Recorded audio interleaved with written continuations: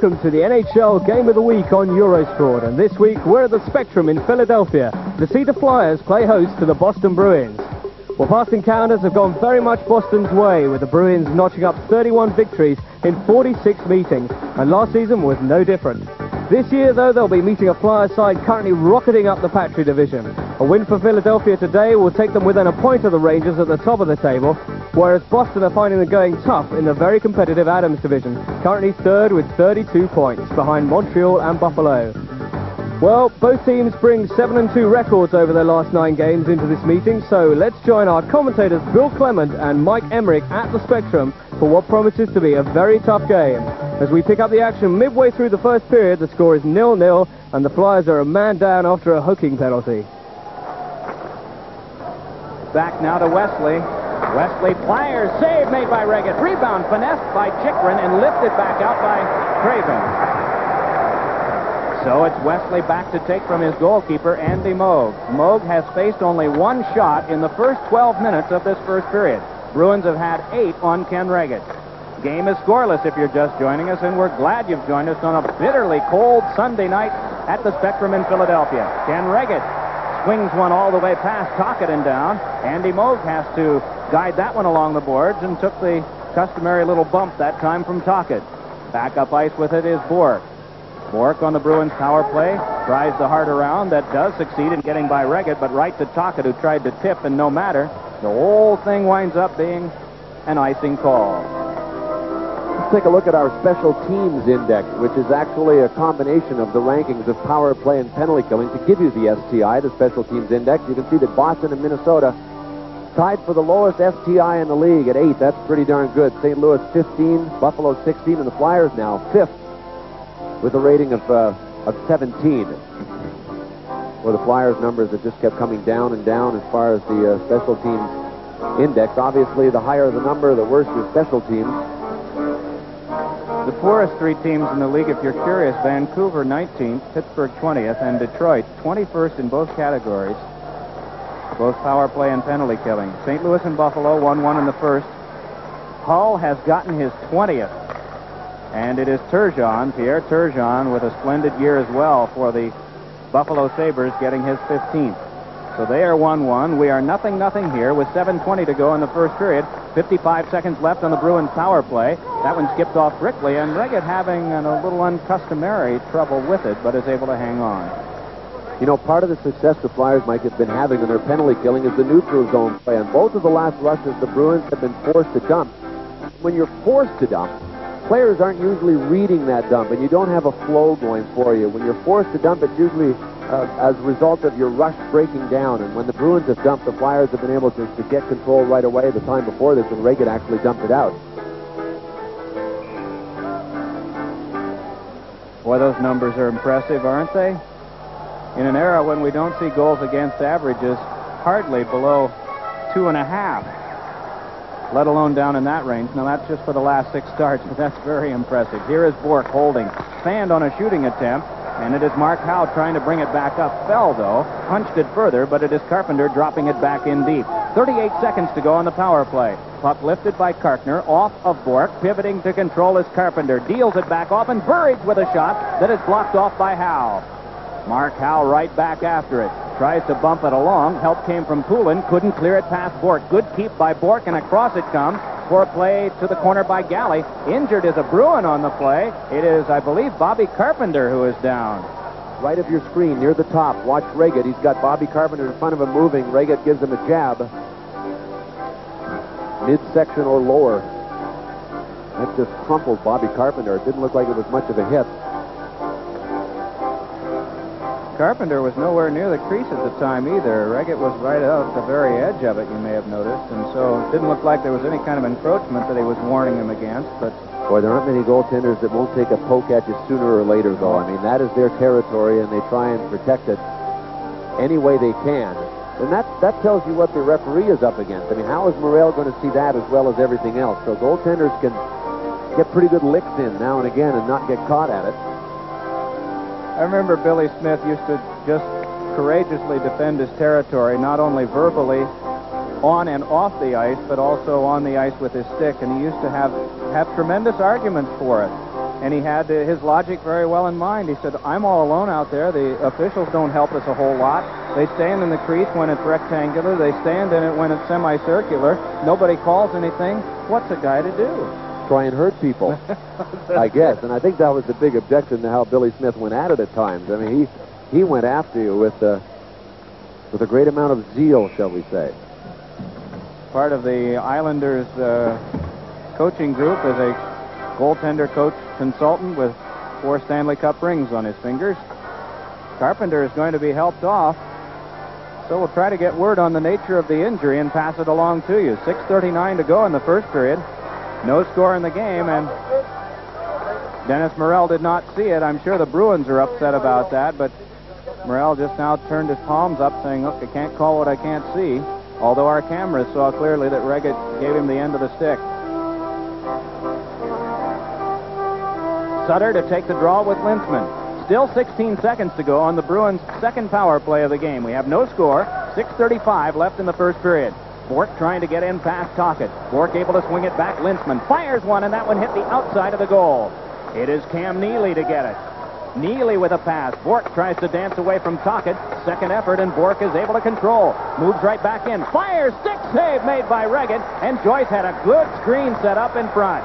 Tocchet and Lintzman just now getting up at center ice as the play laid back to Bork. Penalty time up, and the teams are back at full strength. 6:10 left in the first and no score. Flyers still with that one shot. The Bruins have 10. Tocchet's pass is off of Ron Sutter, and finesse back off the wall by Wesley along for Neely. Neely tries to swing it around, gets it only as far as Reggett. Dumped back along by Kartner. Pinching the boards, though, is Joyce trying to keep it moving. Nudges onto Neely. Good shot and a stick save. Joyce tries to step through. Down he goes on the lean of Chychrun. And back up with it is Sutter. This one cut off, though, by Wesley. Hands it across for Jim Weimer. Weimer's pass directed back in by Joyce, and it flies on one hop right into the glove of Ken Reggett. Kartner to take it there as the Bruins have made a change. They have Miller out along with Hawgood, and the other winger is Sameta. Taking this one now is Smith. This one ricocheted off of Weimer back to the Wesley corner. Poked along the boards, though, by Dave Poulin and dug out by Smith. Smith around in front, and it rolled off his stick as he tried to stuff her. Loose puck brought back up by the Bruins. They've got the Flyers outmanned. Headman pass comes to Sameta. Has a man up the wing. Hawgood fires, hits the post, and the rebound is chipped back across by Poulin as the rebound, fortunately for the Flyers, unfortunately for the Bruins, kicked right past Sameta. Now it's struck along by Sinisalo, but drilled to the net. This one cut off by Huffman. Advances it up the wing, but too far for Dave Poulin. Icing will be called as Bork is back to touch up. 4 minutes and 48 seconds to go in the first period. We have no score. Watch this and listen while you're watching. Yeah, goaltender can tell when it's off the post, can't he? Has a different sort of clink than when it hits the back of the net, doesn't it? You mean the mesh or the metal part? Yeah, the metal part. Also, the reaction of the crowd tends to be a little different then, too. Off the face-off, this one squirts by. 11 shots for the Bruins, not counting the one post, and one shot for the Flyers. That one poke-checked right off Wells and grabbed by an alert Ken Reggett. Boy, you've got to be so careful against the Bruins. They really forecheck well. They'll send 2 men in most of the time, and they have been doing that tonight so far. And then with their third guy, they'll block the center lane. So if you come out, you got to come out on one side or the other. They won't give you the middle of the ice trying to get out of your end. And by moving it up to one side, by forcing you to move it up one side, then they can bring one of their defensemen into the play, possibly on a pinch, and really hold the puck in the zone. Well, I'm headed to Kmart tomorrow for new batteries for my crystal ball, because boy, did it fog up on this one tonight. I thought we were going to see a lot of rock'em sock'em, a lot of crunching, but it's been sort of quiet thus far. This one flipped right into the glove of Reggett by Galley, and across it is taken by Tocchet. Tries to move back out and drops this one into the glove of Burridge. Burridge hit by Tocchet, and the puck cut off now by Murphy. Murphy with a pass that is just bunted right back out by Bobby Gould. Wells swings it back in, and Moog sets it up behind. Now it's Peterson to get it. 4 minutes and 15 seconds to go in the first period. We have no score here from the Spectrum in Philadelphia. This one chipped along by Wells and taken by Craven. Murray Craven's pass comes across to Murphy. And dropped back in again. If the Bruins get there, it'll be another icing against the Flyers, and that's the case. So back it'll come near Reggett.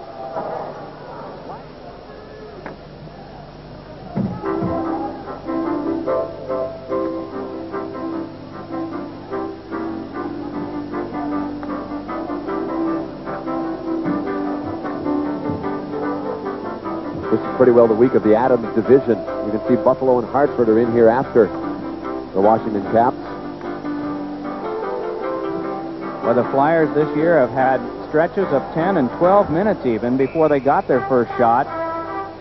Tonight, as I recall, it came at about the 9 or 10 minute mark of the first period, and it is the only shot that they've had. Well, you can see the Bruins come by their ranking as the top defensive team in the National Hockey League legitimately, don't they? One shot so far in 16 minutes on home ice for the Flyers. Their defensive average is at 2.62, while most of the rest of the free and non-free world is well above a 3. Kimmich, I'm not sure about. They'll be starting that Soviet series in Los Angeles this week. Puck drilled back around the boards, and it is tapped by Dave Poulin. Poulin with a pass ahead that is directed away and then controlled back up by the Bruin defense. We're working with this as Carter rammed right into Lyndon Byers, and that's a solid oak that he just hit. Here's Smith hatcheting one right on goal, and a save made by Moog. Now it is Bork around the boards, and it's brought back up by Hawgood. Moving with Byers. Hammers one off the corner glass, and it skipped behind to Reggett. Reggett had to hurry it along. Derek Smith is there, but he's rushed tightly by Carter. Now Howe tries to guide it away. Stick loose, but it is Huffman trying to pump it along. And Kerry Huffman is able to step away. Huffman leading the rush out. The Bruins in the midst of a change as the pass came across, and it's thrown back out by Don Sweeney of the Bruins defense, but he gets it back again from Sinisalo and just plays a safety back over to Bork. Just over 3 minutes to play in a scoreless first period. Neely stepping ahead for the Bruins, tries to finesse it through but can't. It's off Chikrin and taken by Kartner. Banked along the boards, and Berube puts on a heavy check. Gets the puck back across to Bullard. Bullard trying to start away. Acton stick held, so Bullard with no one to pass to just deals it in on Moog, who swings it back off to Carter, and Carter set it back down the ice. Kartner back for it, but Linzman may get there first. Nope, Kartner's body position paid off. Touches it up for the icing that'll bring the faceoff back near Moog. You know, the Flyers had pretty good preparation for this hockey game tonight in playing the Washington Caps. There are a lot of similarities between the Caps and the Bruins. 2 and 3 games ago, they played the Pittsburgh Penguins, which wouldn't have been any use at all to prepare for the Boston Bruins. Really, their next 3 games are going to be all alike, aren't they? Yeah, you bet they are. Washington here Tuesday, and then Thursday night the Buffalo Sabres. Quebec may be a little different on Saturday up at Le Colisée. And then the Rangers next Sunday. So they're hitting some of the iron right now, as you see Ken Linzman. Linzman bothered by injury in the fall, and the Bruins really missed him, but they have him back now and going great guns. He's in against another of the pests of the league, Keith Acton. With 2:40 to go in the first period, we have no score. Bullard and Berube, the wingers for Acton, and Bullard will come in as Acton is chased. Chikrin and Kartner, the defense. They square off, and the puck won by the Bruins again. It is Wesley bouncing one behind that was left behind by Weimer and nearly converted by Acton. Now it is along to Berube, stepped into by Linzman. Acton again, given a ride along the boards, this time by Weimer. Berube tries to step free. Little pass, shunted right behind by Weimer again, and Jim Weimer doing some good close-in work for the defense. Then a shot by Chikrin. That one snuffed right out by Joyce. Tossed back out, and Kartner has it. Kartner lays it back up the wing for Mike Bullard, the hero of Friday night's game at the Cap Center in Washington. This one is handled by Berube. Chased off by Joyce, drops it back ahead, and just check. That's the story of the Bruins as they force the Flyers back. On with this is Bullard. Cannot get by Wesley. And Wesley drops one back in deep. It's Reggett to 10, and Murphy to take. Gord Murphy starts in front, nearly hooked off by Neely, but passes up the wing, and Keith Acton flies ahead. He's got a man breaking. It's Craven. The pass comes back to him. Acton tries to center one, but that one cut off by Galley on defense. And it is Gary Galley bringing it back out for the Bruins. Galley's shot hurts Murphy. Then another drive by Joyce skipped off Reggett and went wide. Around it is wound for Craven, and it's just turned back out where Alan Peterson is waiting for the Bruins to keep that pressure on. It is dumped along, and Reggett lets it go to Wells. Wells along for Craven, who pivots. Weak pass, but it will be gathered in by Tocchet and sent on for Gord Murphy. Poke checked away from him, and here come the Bruins in again. Up the wing, it is Linzman. Drops it back. Brickley a shot, and that one went off the glass. Turned back along, and it's Craven. Can't get it through. Bork's pinching, and boy, are the Bruins putting on a clinic of checking. Back up now through Sutter and back down. Turning back for this is Don Sweeney. Wheels behind his own net, drives it back out to Burridge. Burridge passing across now to Andy Brickley with 50 seconds to go in the period. Brickley with no room to get in, just throws it off, and Huffman will pay. Gary Huffman's pass is up the wing to Tocchet. Slides it ahead for Derek Smith. Steps by one. Chased off by Bork. Tocchet a quick shot, and right on him was Hawgood. And it is dropped right back out again by Byers. It is Howe across to Huffman. And Huffman plays the heart around for the Flyers, hoping to get it to Derek Smith. Wedged off by Joyce. Thrown along by Bork. Huffman will get there in time. Huffman tries to play it in deep. This one blocked off by the defense again, and it's cleared back into the Flyers' end. 12 seconds to go in the period. Flyers with 3 shots, and the Bruins with 13. Here is Sinisalo trying to fight free from Don Sweeney, and then coming by to check him was Joyce. Joyce just throws it behind. Bork takes it, the horn sounds, and the first period comes to a close. No scoring in that first period. 13 Bruins shots. They had 10 of the first 11. The Flyers that period had 3 shots on goal. So, the goalkeeping of Moog, the goalkeeping of Reggett predominates in a 0-0 game.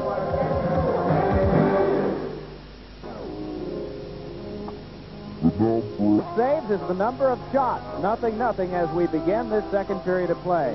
Andy Brickley will take the face-off to begin the period with Ron Sutter. It is Don Sweeney. Bob Sweeney, those of you just joining us, was hurt in the game last night against St. Louis and is one of the scratches for the Bruins tonight. Bork connects back on to Randy Burridge. Dumps it back off, and Mark Howe can tip back on to Tocchet. Tocchet's pass flew through Craven and is handled by Bork. It is Bork with a pass up the wing to Burridge. Checked tightly and given a shove by Huffman. Puck gloved down by Don Sweeney. Lays one through, but past Bobby Gould, and out to get it is Reggett. Drops it right back off again for Craven. Flies one off the near wall, and Tocchet tries to play. Poked along by Don Sweeney, but Tocchet gets it to Howe. Howe back for Tocchet. Tightly checked by Sweeney. Puck flipped by Bork. Nice regather by Howe. Deals it back off to Sutter. Flips one in front. Off of Moog after striking off of Bork, too. And it is controlled by the Bruins defense and just laid back along. Kept from going the length by Sutter. Spins it back over to Howe. A ricochet number that went off Bork, it appeared, and then also off a prone Andy Moog. Boy, there were bodies flying everywhere, but that's the idea. The Flyers have to get somebody in front, and they have to get some type of rubber at Andy Moog. I mean, after only 3 shots in the first period, he's got to be, if nothing else, cold right now. He needs a warm-up. I'm not sure if that was for having 8 or 9 men on the ice, or if they've just decided to call an offside here. Dennis Morrell drifts back toward Lou Nolan, who's celebrating a birthday today, our public address announcer.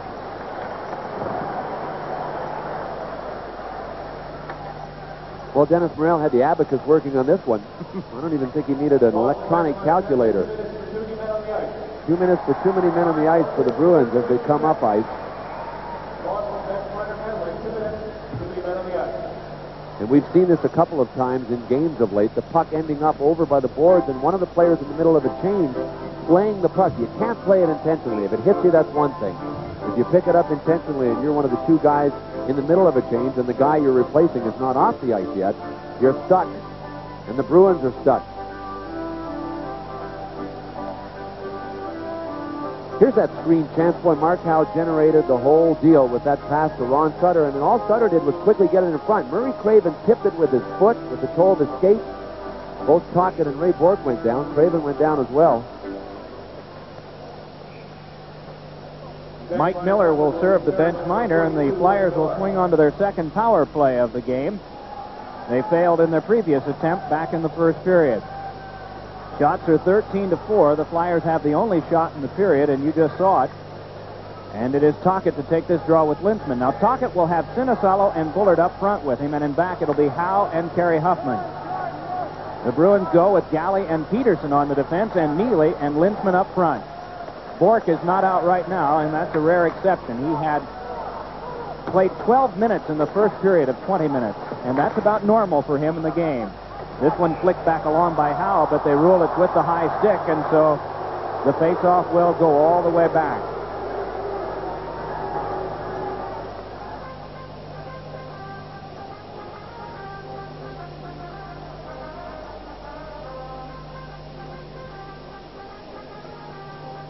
Now, you you see, we thought Paul Holmgren was going for the Pat Riley look, but he got another trim, didn't he? Flat top all the way. He may have read Pat Riley's book, but he doesn't want a hairstyle like his. He reads a lot of coaches' books. He's in the middle of reading Rick Pitino's book, and he's read all of John Wooden's stuff. Pat Riley, he said the coaches he respects are the guys that are repeat winners. Glenn Sather, Al Arbor, Pat Riley, guys like that. And the coaches that he disrespects are guys that take credit for the wins. If Paul Holmgren starts reading Patton and Rommel, we know to expect even more fire in the days ahead. Ahead with us now is Bullard. Bullard back up the wing, and it's Craven dropping it on to Tocchet. Tocchet chased off, able to feed it to the back to Howe, spins it across. Huffman one-timer, scorched wide off the back of the goal. Tocchet has Craven in front, but that tipped away by Lintzman, and so the Flyers will go back. 1:15 to go on their power play. 18 minutes remaining in the second period of our game tonight from the Spectrum between the Flyers and the Bruins, which is scoreless. Andy Moog and Ken Reggett are the goaltenders. It is Tocchet flipping, but Galley taking, putting it right back into the glove of Howe. Then it comes on for Bullard. Back to Howe, then to Tocchet, and quickly back to Huffman. Hands over to Craven. Craven has trouble controlling. Hacks one in front. Knocked down by Tocchet, but drilled along the boards and back out by Lintzman. Boy, the Bruins play a pressure game even when they're a man down. You hardly have any time when you're standing around, so you've got to know what you're going to do with the puck on the power play even before you get it. Bob Carpenter, slashed by Ken Reggett in the first period, is back out now in this shorthanded situation. Clock is down to 34 seconds the Bruins have to kill. Carter tried to drill it back out. Puck punched along by Tocchet off of Sutter and gathered in by Wesley. Wesley bounces one, and it's kept alive by Kartner. Terry Kartner trying to step by. Hooked at, but still gets there. But there were 4 Bruins around him. Did you see them? Back it comes now for Tocchet. His drive, and that deflected away. Kartner moves in. Terry Kartner sends one in front, and Tocchet shot it wide. Tocchet again to the point. Murphy a shot, and that one slowed. Bouncing puck, fought off and then held by Moog. 4 seconds left on the power play. Well, this time, at least the Flyers got a chance to tee up some shots. Well, you know, it doesn't matter how hot the pursuit is. If you can get something through to the goal, you're going to end up with a decent scoring chance. Kartner, from a reverse angle look at it, tried to slip it through to Tocchet, and Tocchet got the rebound off the boards back to Gord Murphy. If you can just get it through. That's why very often when you have a team that's so aggressive killing penalties, the guys that get it back on the point aren't afforded the luxury that they usually are of standing and taking a look and deciding, well, am I going to shoot, am I going to pass? The Flyers are going to have to think shoot very quickly and get guys out there to support. If the top guys on the kill are out that close to the blue line, there's got to be space between them and the guys that are backing them up. But sometimes they'll even bring those back guys up and leave the people in front all alone. So they work as a unit up and down. You got to be fast. It's interesting to watch, based on what you've just said, too, Bill. We've got only 3 seconds on this power play. Let's kind of make mental note of that for later. They score! Murphy threw one, and it was tipped high by Dave Poulin. Not a power play goal, but the Flyers lead 1-0. If you can get it away and have time to get it towards the net, good things happen. Dave Poulin, we wondered if he'd be able to take faceoffs. This is his first game back from a broken thumb. And Dave Poulin was flattened right onto his face. He won the draw, got it back to the point to Murphy, and then went to the slot and was flattened. You might be able to see it at the top of your screen. There he is, top right of your screen, right on his face. Got up, deflected it on the backhand side of his stick right up over Andy Moog. So that was all Dave Poulin's doing, boy. He won the draw, then got flattened, then deflected it. Flyers lead 1-0. It was 2 seconds after the penalty time to the Bruins for having too many men on the ice had passed. Boy, what muscle work there by Derek Smith. Puck came along to Bork in a 4-man sandwich. Now we'll regroup and try to battle, and then Chychrun sends a man down. That was Joyce, and then Lintzman. Puck flipped back over to Bork. Bork's pass is checked off of Lintzman, back up the boards, brushed loose by Terry Kartner. Kartner able to control, wipes out the delayed offside, and here come the Flyers again. Poulin moving right in to Sullivan, a shot and a save made by Moog. In to get this one is Derek Smith, but we get a halt to play. 16:01 to go in the second. Flyers ahead 1-0. Play stopped by a hand pass.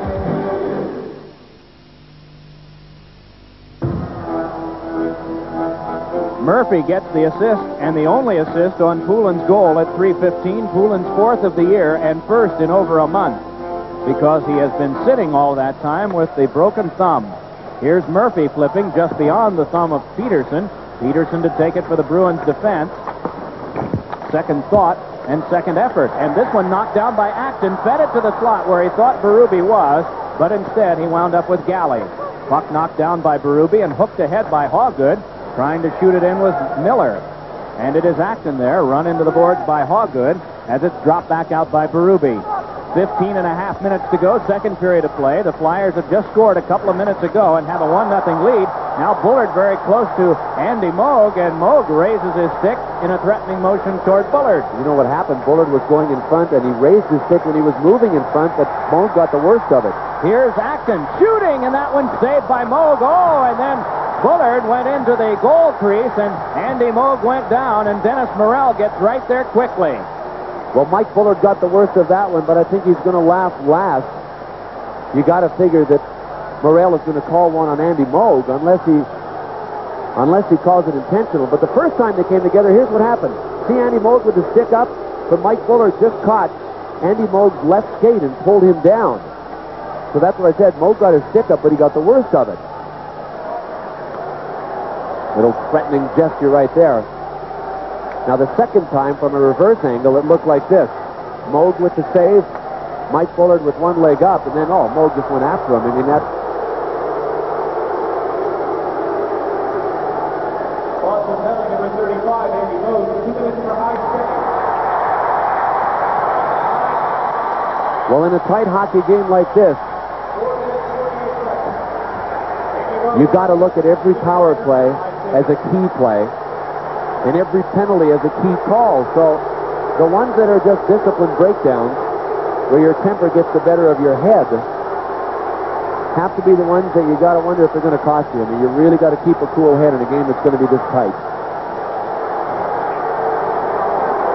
Well, Moog gets the minor, and the Bruins have had a minor for too many men, and a minor now for the high stick to their goalkeeper, who will have to keep his composure here. The Flyers have already gotten him for one in the second period. Got a lot of respect for Moog, aside from controversial plays such as this one, which was mildly that. There was a guy who could have very well stayed in Edmonton for a number of years and not played very much and been a part of a great deal of success and decided, look, my skills are going to erode if I do this. And so he belligerently decided, look, I'm going to challenge this, and if need be, I'll go someplace else. And he did. And you know, he almost went to Los Angeles last year when they were hunting around for goaltenders, and they got Kelly Rudy. Wayne Gretzky was really trying to talk the Kings into working out a deal with the Bruins. He wanted Andy Moog on his side, but then when they landed Kelly Rudy from the Islanders, that deal just stopped cold. Here's Howe. Gives to Huffman. Then along to Bullard. Huffman again. Bullard pops one over to Craven. Flips, and it comes back to Kerry Huffman. Drops it along to Bullard. Flips it in front, but that hooked off by Wesley, and Wesley sends it all the way back down. Ken Regan handles this and tends over to Huffman.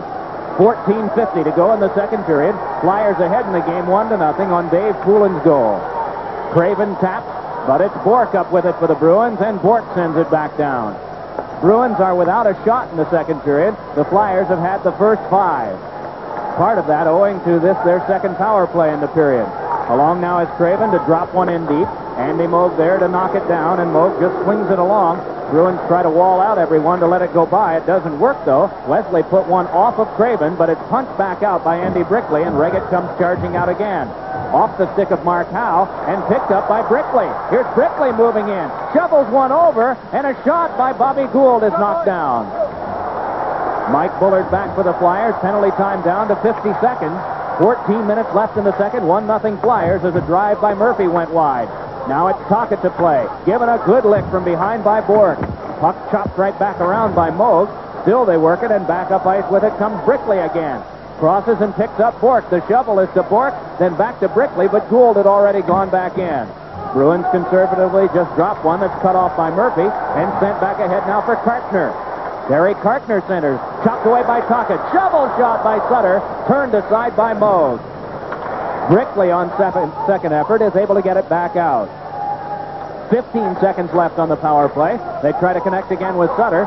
Sutter shoved to the corner by Peterson, who goes in. Carter there as well.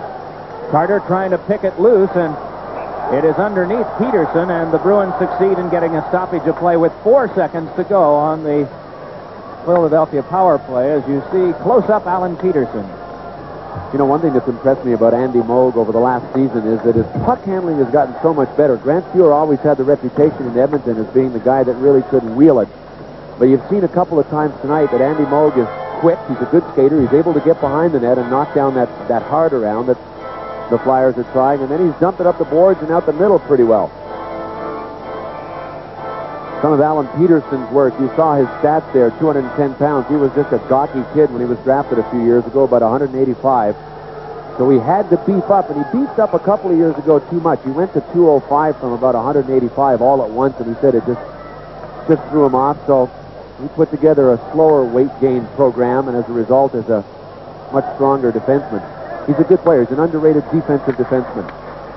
Flyers must drop out to center. Gee, watching that last replay, I was just curious, and I think the rule book says that you're not allowed to play with two sticks, but Ron Sutter had his, and he also had Peterson's held pretty well.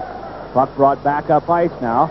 It is Bobby Carpenter unwinding for a shot that is just snared by Reggett. Reggett spins it back along, and Derek Smith is able to bring it back up ice. The teams are back at full strength. 14 shots Bruins, 9 shots for the Flyers. 1-0 Flyers lead with 12:45 to go in the second period.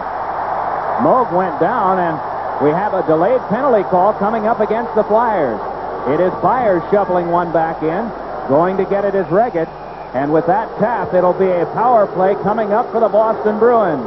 A lot of the action we thought would go near Reggett, it's gone at the other end. We'll show you the penalty to Dave Poulin. Andy Moog went behind. You can see that he actually braced himself and moved a little bit in front of Dave Poulin, but Dennis Morrell called that one on Dave Poulin. Goaltenders will do that so often. They'll take just a little sidestep to get in your way, and if they make it look good, if you haven't seen that they're the guy that has really moved for the pick, you know, you get called on it. You know, I think his lobbying probably did some good. His complaining after that last call, when he took the high-sticking penalty, we could see him talking to Dennis Morrell, and then Morrell nodding as if to say, okay, I'll watch him. You know, I'll make sure you get protected. Just like great baseball managers and football coaches, when you see it's gone against you, you argue for the next one. Well, Lintzman will see another centerman come in. That'll be Craven. Now he has Bork behind him at the left, Wesley across on the right, Joyce to his immediate right, and Neely on the left. Those are the 5 Bruins on this power play. The third of the game for Boston. Big drive, and that one sealed right up by Reggett. And a little something afterward between Neely and Sutter. Boy, Ken Linzman has had a strong game so far on the draws. He won this one clean back to Ray Bork, and that's just a one-timer. Over on the other side to Gary Galley, number 28 of the Bruins. It's so hard to react defensively when you lose the draw clean. And you know, your face-off philosophy has to be different depending on whether it's a power play, whether you're out there at a disadvantage, or whether it's even in your zone or not. In your end, you got to make sure that you don't lose it clean before you win it. And that time, Linzman won another one clean from Ron Sutter. Galley to Lintzman. Has Neely in the slot, but he's watched right now. Craven working on him. Bork came all the way in, and that one blocked off by Murphy. Now it is Bork. Handing to the back to Galley and across to Lintzman again. To the back, Galley shoots one, and that knocked down by Sutter. Brought on by Bork, but they have to play at center ice. 30 seconds gone on the Bruins power play as Lintzman walks in with it. Has Neely breaking, but that one cut off by Howe and just dropped back out. Flyers will make a change. They bring out Rick Tocchet to work up front. Craven comes off, so it's Tocchet and Sutter with Howe and Murphy in back. Moving on with this and playing the heart around the glass is Bork. Swirls back over near Galley, and he can take it easily, dropping it back behind to Joyce. Joyce wanted to drop it back, but Howe read that play well. Along the boards, they still work for it, and it's punched loose where contending are Neely and Sutter. Still the battle on. Neely goes right back after it again. It's Neely pointing it to Bork. His shot, and that one went wide. Perhaps Reggett got a piece of it as it was steaming in. This one slips off the glove of Galley. Reacts nicely to Neely. What a finesse move by Neely, not once but twice to keep play moving. Neely tried to center and fanned on it. 2 out of 3 not bad. Back to the point it comes to Bork. then over to Galley again. His shot, save made by Reggett, and check that, that was Glenn Wesley with the big drive.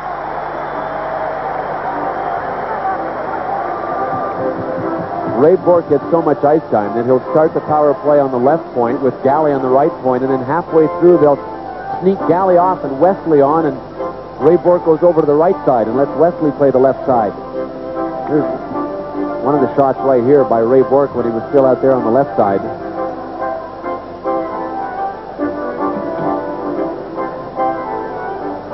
Ten shots total in the period. The Flyers had the first 6, and only one of those came on their 2 power plays. And the Bruins with the next 4 shots.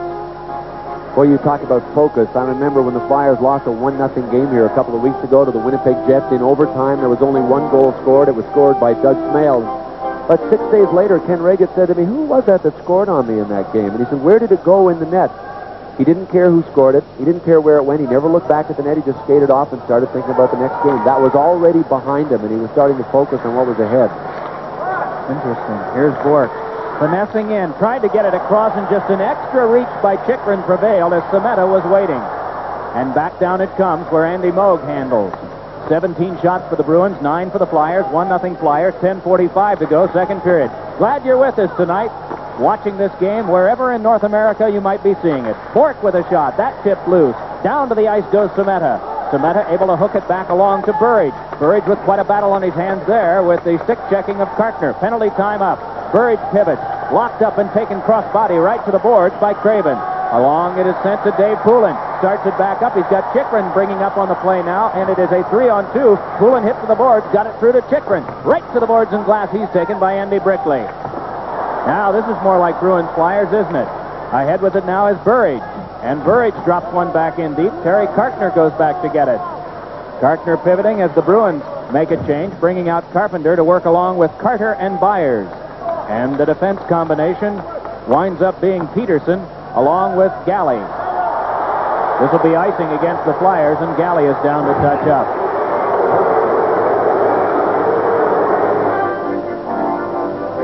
The guy who wore number 26 for so many years there out of Cornell University. Or check that, Colgate. Oh, he'll be offended. Puck comes back now to Peterson. Shoots one, and that one snared by Reggett. Dealt right off to Wells. Down to the ice. We get a stoppage of play, and this time it'll be a penalty on Reggett. And so the Bruins will get a power play. A couple of successive ones. Poulin off on a trip, and then Ken Reggett gets a slashing minor.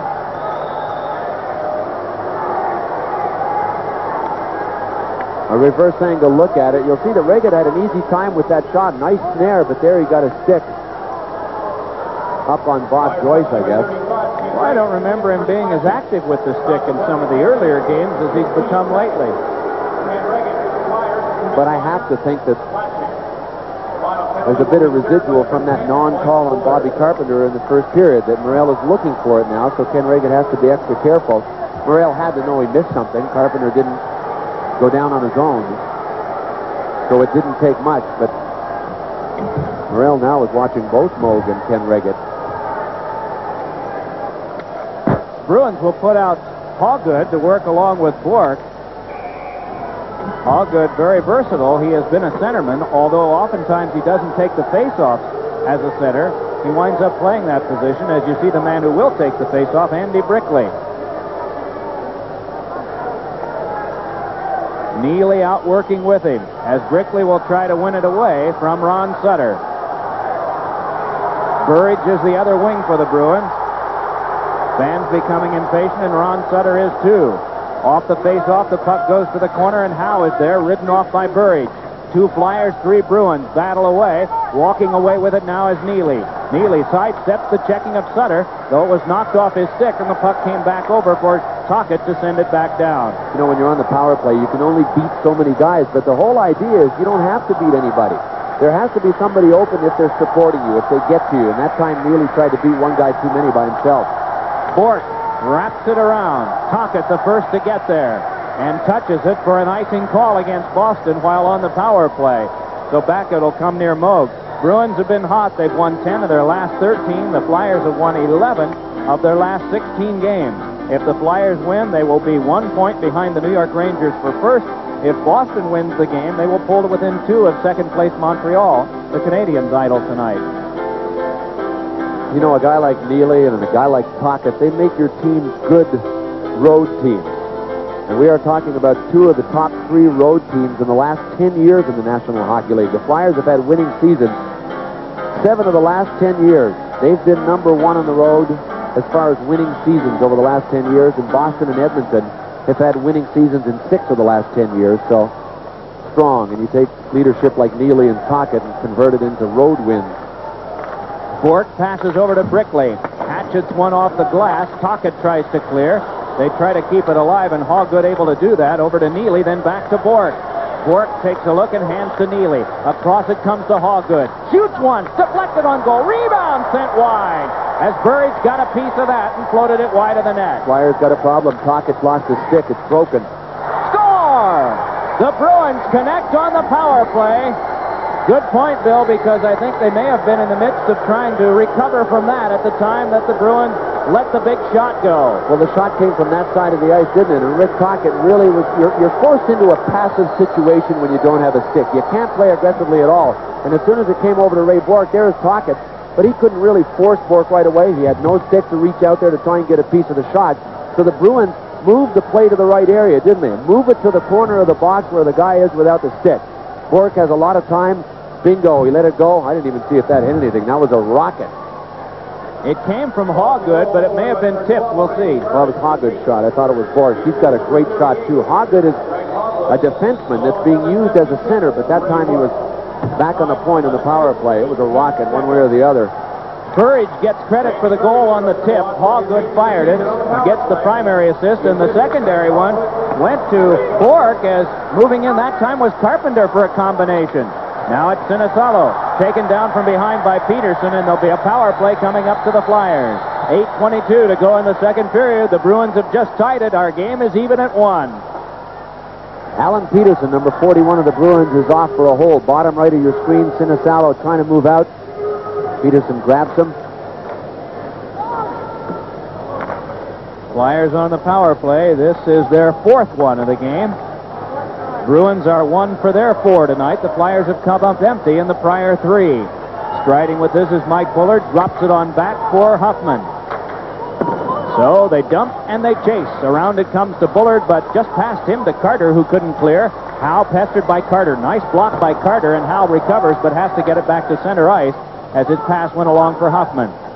And Bourque will be very deliberate about this. No hurry. Craven now finally smokes him out, and so he'll just do a spin and go right back behind. He's so hard to chase behind the net, isn't he? Murray Craven's got good speed, but Bourque just kind of suckered him in, and as soon as he got behind the net, boom, 1 stride to the left and then 1 stride straight out front, and he was lost. 45 seconds gone on the power play. Moog will clear this one back along, trying to keep it alive with Huffman. It is Burridge chipping at it, and Burridge able to get it back to near the red line before Mark Howe can control. Now it is Huffman, right back across to Howe again. This one, though, directed right back in, and the Bruins can take over once more. Bourque drills it back down, and the Bruins, just with a textbook picket of penalty killing here, 7 minutes and 5 seconds to go in the second, and the game tied at 1. 40 seconds to go on the man advantage to the Flyers. Ahead with this is Mark Howe. Howe sends one off the board, stopped behind by Moog, dealt along by Don Sweeney, but kept alive by Tocchet. Tocchet dumps to a point that's vacated because the Flyers were in the midst of changing. Terry Cartner takes over, bounces one along for Sinisalo, flips it through to Tocchet, shoots, and he went just wide of the long side. Cartner tipped, and the Bruins follow up, and on with it is Burridge, one-on-one against Murphy. Burridge couldn't control. Cartner starts back up, went down on the lean of Burridge, and ahead with this now is Brickley. Has Burridge breaking, cranks one, and it went just wide. Pinching to keep play alive is Galley, but it's Cartner up with this one, and all this time, penalty time has gone off the clock, and the Bruins have killed off 4 out of 4. Murphy ahead. Sailed one off the glass. It hopped back over to Tocchet. Tries to get to the front, denied by Lintzman.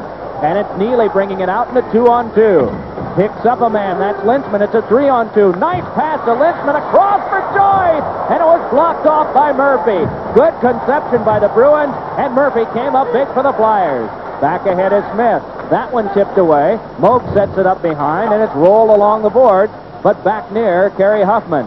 Thrown by Lintzman back out. And the Flyers will regroup as Doug Sullivan is there. Smith had just been set down by a check from Neely. Shot went wide, but it is poked along, though missed on by Huffman. Markow back to play it. Turns it along for Huffman, but instead it's Lintzman. These two teams battling it out here with 5:25 to go in the second period of a 1-1 tie. We get an icing call that will bring the face-off back near Moog. And coming up for all of you and all of us, a commercial.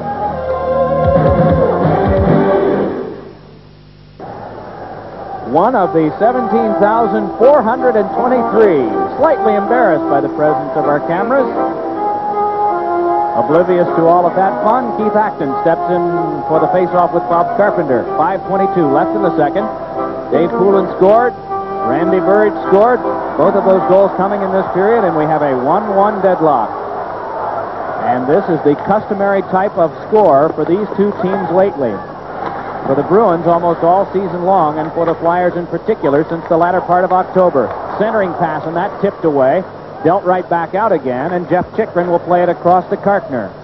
Terry Kartner lofts, and Alan Peterson knocks it down. This one gloved loose by Berube, but his shot smothered out by Galley. Then a shot right in on goal, and hanging on is Andy Moog, and there's a lot of rushing and shoving at the net. Everybody moves in, including the two Flyers point men. What started it was a chop by Keith Acton, and a lot went on right after that. Try and have a replay for you when we come back.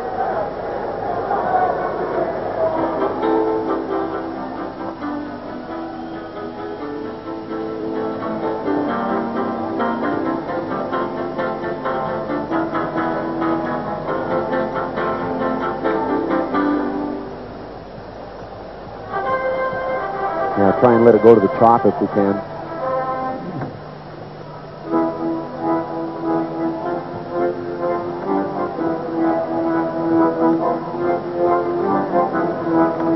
Okay, here's a reverse angle look at the action in front. The shot didn't get through the first time from Berube. The second one did, and then Keith Acton right there with that poke really drew a real hard push and a punch from Alan Peterson, number 41. Acton did what he had to do, and Peterson did as well. There was some sparring away from this play involving Sutter and Galley just a moment ago. Ahead with this now comes Carpenter. Spins and lays it across. Waiting for this one is Sweeney. Shoots one, directed right in on goal, and a save made by Reggett. And doing the good job of directing was Lyndon Byers. 22 shots, 21 saves for Ken Reggett. Well, I didn't think this play was going to get off the ground. It looked like the puck was going to be outside the blue line, but Sweeney got it and drilled it into a Lyndon Byers who was crossing in front. Those are the toughest guys to try and guard against, the guys that are on the move that end up making the deflection. There's just no way to cover them. This is some of the action that went on after that face-off between Galley and Ron Sutter.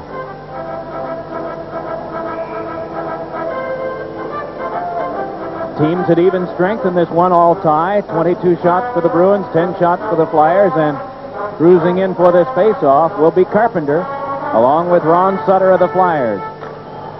Puck comes to Carter. Pivots and is matched stride for the moment by Murphy. Now Carter let a shot go, and Murphy got his stick down to deflect it into the seats.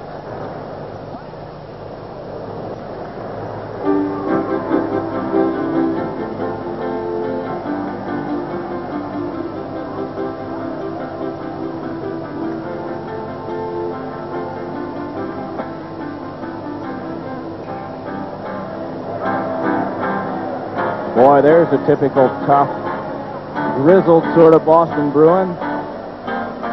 Guy that goes to the boards hard and plays that traditional sort of Bruin style, Lyndon Byers.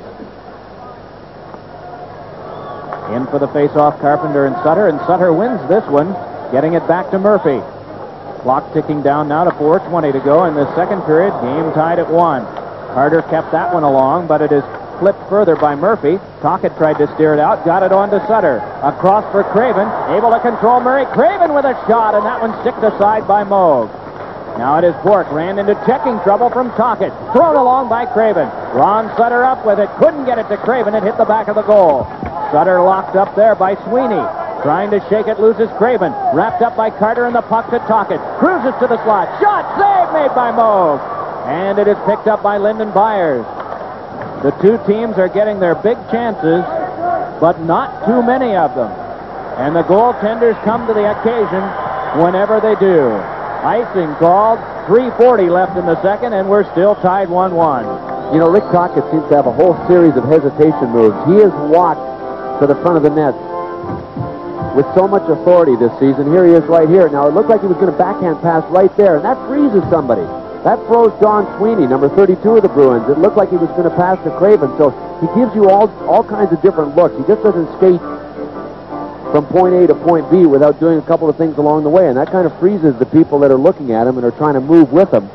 And by the time he gets out in the slot, he usually has time to turn it around and take a pretty good shot, but he's done that so effectively all season long. You saw him resting at the bench. Flyers bring out Tocchet to work with Bullard on the right, and on the left it is Craig Berube. Another false start on the puck drop. Hoffman and Howe the defense. Wesley working on defense for the Bruins. Joyce and Neely the wingers for Ken Lintzman. And the other defenseman is Weimer, as this one hopped right into the glove of Moog. Dealt off for a pass out to Joyce, then on for Lintzman, but this one blocked off by Huffman and thrown back along by Bullard. Mark Howe has to retreat to play for the Flyers, goes circle to circle across for Huffman, tossed back out, but Wesley plays. Then across to Weimer, then off for Neely, but all the way down. Reggett comes out to tap so that it can be played by Howe. Skipped off of Lintzman, sent ahead by Bullard, and brought on for a pass by Acton across to Berube. Poke checked off his stick, though, by Weimer. He followed up, but Neely got in the way of that one and handed on to Joyce. Joyce's pass directed right back toward the Flyers, and it is Bullard to chop back in deep.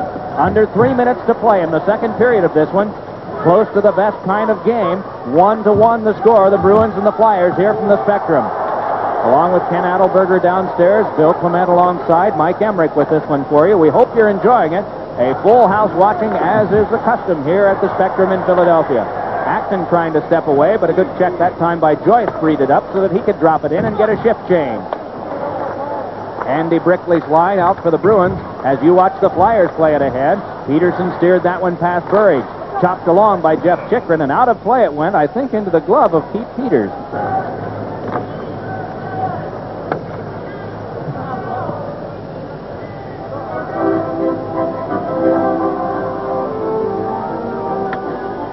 Well, there is Jeff Chikrin, second-year man, part of the Hershey Bears squad that won the championship in 1988, had a good, solid first full season with the Flyers last year, and was the Iron Man of the team. And you know what was a help to Jeff Chikrin last year was Gord Murphy. They had everything in common, both rookie defensemen in the National Hockey League on the same team, so they were able to share a lot of their thoughts, a lot of the pressures that they had on one another, and just having company. What's that, grocery list? Exactly. But just having company in the same situation is a big help to a rookie.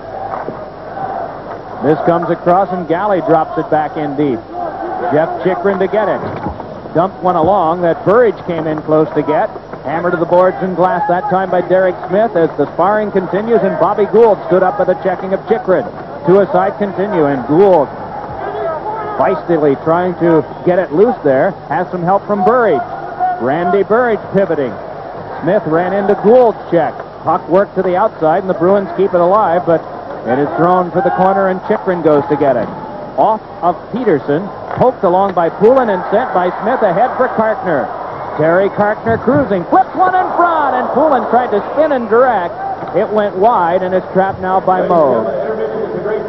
You were telling me that you saw Jeff Chikrin's grocery list at one time last year. I think that's one thing he misses by Gord Murphy's being married now. They can't shop together. That's all right. He just Xeroxed the same list from last year and keeps buying the same stuff. You know, the Flyers knew the Bruins' defense would be up on the play quite a bit, especially Ray Bork, but on this particular play, Terry Karkner really made a heads-up move, jumping into the play on the neutral zone. There he is. Karkner has brought that dimension to the Flyers. He was out for a good part of the start of this season with his knee, but Terry Karkner, when he has a chance, I think really has a good sense of when to hit an offensive hole, when to get up there and join the rush. Murphy a shot, and that has injured Lyndon Byers. Byers is very slow to get up and is hobbling around. Flyers able to keep play alive by dumping it in, and the Bruins may just decide to close here. No, I thought they might steer it into Moog for a wait for a Flyer to get nearby and get a stoppage. Now Lyndon Byers has been able to throw this one back in, and he's going to stay out there. Meanwhile, the puck rolled off by Carter, then to Byers, tried a finesse move. Oh, he nearly had a man in front, Carpenter. Then along, burrowing in for it is Carter. Steps it along for Carpenter, sealed up by Murphy. Carter tries again, and Ron Sutter right on him. Puck squirts loose, and we get a stoppage of play on a hand pass by Boston, and a neutralized faceoff will result. This has been a hard-played game, hasn't it? Yeah, it has. Did you notice how Lyndon Byers kind of shook it off when he got into the offensive zone?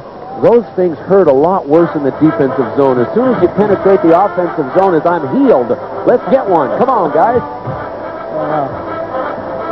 Gordon Murphy can tee it up with the best of them, and we'll take a look at it right here.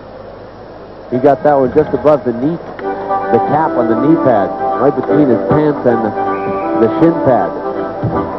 But it's amazing the number of guys that you think have just had their legs cut off that end up at the blue line. It's not just Lyndon Byers, it's everybody. Boy, you see that chance to score, and you say, oh, maybe I can just hobble in here a little closer. St. Louis and Buffalo, 3-3 in the third period. That game of interest to the Bruins. Buffalo leading the Adams division ahead of the Bruins by 6 points. Edmonton 2, Toronto 1 in the first. Detroit beat Chicago 4-3, and later, Minnesota at Vancouver. How about St. Louis? They walked into Boston last night. They defeated the Bruins 2-1, and now 3-3 against the Buffalo Sabres, who have not lost yet at home, believe it or not. Well, the Bruins, or rather the Blues, have been historically a dreadful road team, but they are 7-4-2 this year on the road. That is tremendous. Puck along is kicked further by Bork, but sent in deep by Acton. Wesley reefed to the boards and glass that time by Berube. Wesley trying to hold. Two players from both teams trying to battle it along the boards. That's Mike Bullard in. And it's pinned to the boards for another halt with 36 seconds to go in the second period. The game changed much from the first period to the second. In your eyes, I seem to notice a lot more hitting this period than I did in the first. The Flyers are dumping the puck into the Bruins zone a lot more, and we talked about that's how you establish a part of your hitting game. So, yeah, I think there's more hitting in this period because there's been a lot more dumping, chasing, and establishing of that forechecking game, but it's heated up. Acton and Lintzman for the faceoff. Flyers with 10 shots in this period. The Bruins have 9. Terry Kartner controlling. Wrist one wide. And Moog sees it come right out in front. And it was poked aside by Acton, who couldn't follow through much because of Wesley being there. Now it is Chychrun tapping one along. So a close call there at the Bruins net. Lintzman moving in. And it is Chychrun. And Lintzman continue the battle, and Neely pulls away. He had Joyce in front, dealt it right in on Reggett, who was able to stop and hold. So at 9 seconds to go, Reggett will see at least one more face-off this period. You know, I'm sure I sound like an old school, kind of a dump and chase kind of guy all the time. That's not what I want to see all the time. Here's a chance at the other end that bounced back out through Andy Moog, but to me, you've got to mix up your offense. Your skilled guys have to be able to carry the puck and have to be given license to carry the puck through the neutral zone and try and attack. I mean, if you force them to dump all the time, you take away their game. Also, if you've got a head of steam on and you've got a numerical advantage, a 3-on-2, or even a late defenseman coming to make a 4-on-3, then you got to carry. It's an individual read, but when you're playing against a strong defensive team, there are a lot of guys that have to think, boy, I'd be a lot better off dumping and chasing than carrying. I think there's place for both. You just have to have the right mix against strong defensive teams. Well, and the Flyers will have to be doing that Tuesday against Washington and Thursday night here against the Buffalo Sabres. Ahead with this is Howe. 4 seconds to go. The last shot of the period is in on Moog, and the horn sounds to end period 2 of our game. Couple of goals that period for the Flyers. Dave Poulin, his 4th from Murphy at 3:15. Just 2 seconds after the power play to the Flyers had ended. Randy Burridge on the power play for the Bruins, his 3rd of the year on the man advantage, his 8th overall from Hoggood and Bork at 11:18. 1-1 after 2.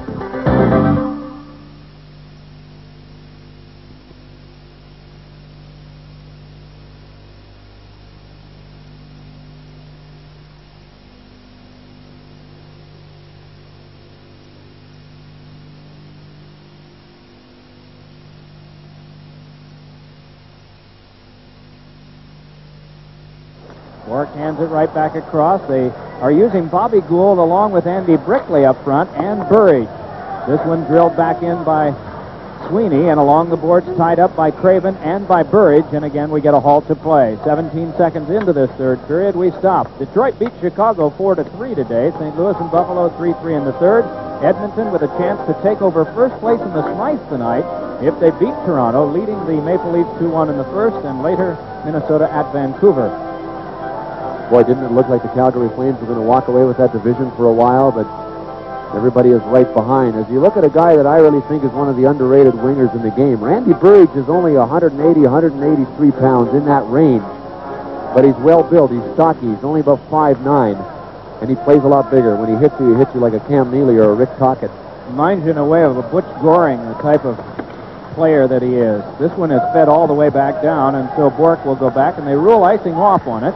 Bork takes over for the Bruins, run to the boards and glass by Sutter. Puck comes right up to Gould, who drops it back out, and Howe takes over.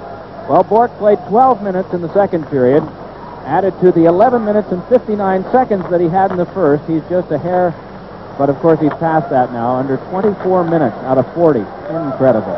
Pocket there, throws one wide, and Sutter goes in after it, locks up with Burridge. Murray Craven couldn't get very far with that one. Huffman kicks it along. Still it is dealt back further, and Jay Wells comes by to just scoop it high and back in. The Flyers must clear the zone and decide at this point to make a player change. Poulin comes out, so does Ilka Sinisato and Derek Smith. That's the front line as the Bruins attack with theirs, and now they make a change. It is Jay Wells patrolling for the Flyers' defense. Slides one across that went into the glove of Murphy, stolen though by Burridge, and Wells recovered very well to get back. Now it is Peterson drilling one that ricocheted across to Murphy. Gord Murphy turns it along to Smith. A game which has not seen a lot of exciting plays near the net. A lot of collisions, though. This pass offside to Ilka Sinisato. And so back it'll come out to neutral ice.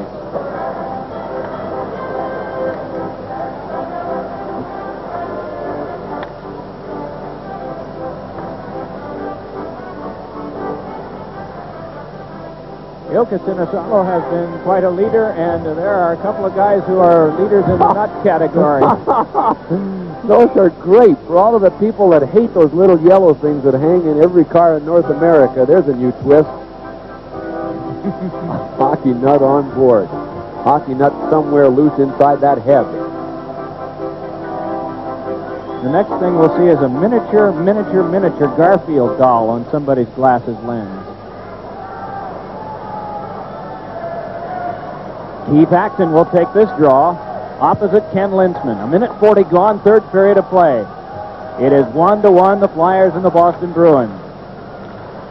Galley with a shot that was tipped by Kartner and fielded by Chychrun. Jeff Chychrun plays this one. The two teams are shotless through the first nearly 2 minutes of this third period. Mike Bullard with a drive that went off the glass. Moog there to 10, behind now to Peterson. Shakes one off the board. It is Neely trying to turn with it, but can't. Acton battling along with Neely. Puck came back to Kartner, flipped one that's gloved down by Berube, laid on by Kartner. Bullard there, shoved to the boards, and Galley up with it. Gary Galley forced one along that goes all the way back. Kartner will stride back and Neely on him, so Reggett has to come out and make a play. Ken Reggett deals it on his backhand right up the board into some traffic. Mike Bullard floated it behind, but it's taken by Lintzman. Centers, quick shot on goal by Joyce, handled by Reggett, and a halt to play. Boy, the Bruins take away the boards so well. On that backhand he described, Ken Reggett was able to squeeze it between the Bruin and the boards, but if he had decided to go a long way around, behind the net and around, Cam Neely didn't even try to support the forecheck. He just came over to the low side and took away the boards in case Reggett was going to go the other way. Here it is from a reverse angle. Now, this is the shot after the fact, after the Bruins had jumped in. Once the Bruins get it across the line with a lot of skating room, they sure can maintain a lot of pressure. And the Flyers do that well also. They're really well coached, both of these hockey teams. They take away the boards. They understand the difference between a strong side and a weak side. And they keep it simple, too. Sometimes you can be too complex. This isn't a sport where you have all week to prepare for a game. Carter with a drive, and Reggett snaps it right up and waits for the faceoff. 17:24 to go in the third, still 1-1.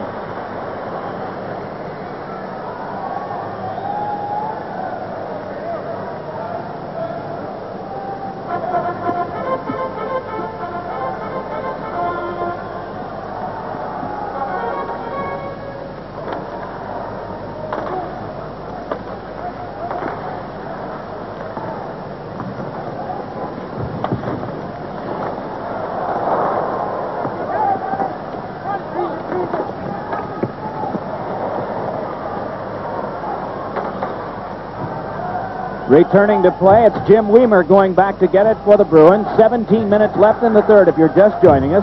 The scoring in this game occurred in the second period. Dave Poulin early, Randy Burridge midway. We have a 1-1 tie. Penalties have been minor tonight, 6 minors to each team. Up the wing now it is Smith, able to pull away from Burridge, but right over to get him that time was Weimer, and it's dealt along to Lyndon Byers. Ahead with this is Brickley. Tripped up on the play by Wells. Following up is Burridge. Burridge with Brickley and a shot. Kicked away by Reggett. Handled now by Murphy. And Murphy drops one along that's brought back further by Sinisalo. Ilka Sinisalo just flies one back in. It is Bork connecting back on the defense with Sweeney. Burridge stood up by Murphy's checking. And then it is loose now for Craven. Tries once. Doesn't get a second chance, is moving in as Neely. Big drive, oh, and a hard one went just wide.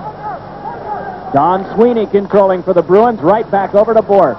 Drives one around off the paddle of Reggett. Murphy there, chops it along to Tocchet. Flips it ahead to Sutter. Steers it back out to Craven. Murray Craven in a 3-on-2 with Tocchet, and they're offside going in. After experiencing the free flow of the games with Pittsburgh, this is quite a contrast.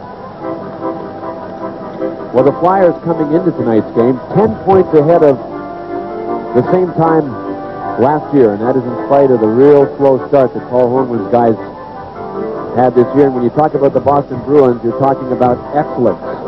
22 consecutive winning seasons as of last year, the longest in pro sports. So that's what Paul Holmgren is up against here. Bruins organization built on a winning tradition, very similar to the Flyers organization. Pat DiPuzzo to drop it between Acton and Lintzman. And the puck pops over to Karkner. Karkner fires one that went off the heel of the skate of Peterson, chopped further and taken by Galley. Galley, the Bruins defenseman, hooks one back off for Lintzman to fly ahead with. Ken Lintzman moves in, peels off, and flips one that goes wide. Pinching along, trying to jab it free, and doing it is Galley. Now it is taken by Karkner, dumped the other side for Mike Bullard. Bullard forced right off. Good aggressive checking by Peterson. Bullard able to pull away now and started back up the wing with a pass on to Karkner. Karkner drops one, and this one slowed by Moog. Tries to poke it away and gets it away from Acton. Now it's Bullard taking over. Rolls it behind, but Moog steps right out again. Bullard taken to the boards, and moving up with it now is Joyce. Drops it back for the carry ahead by Galley. Worked on the wing to Semeta. Offside was Galley. Clock stopped with 14:56 to go in the third, still tied.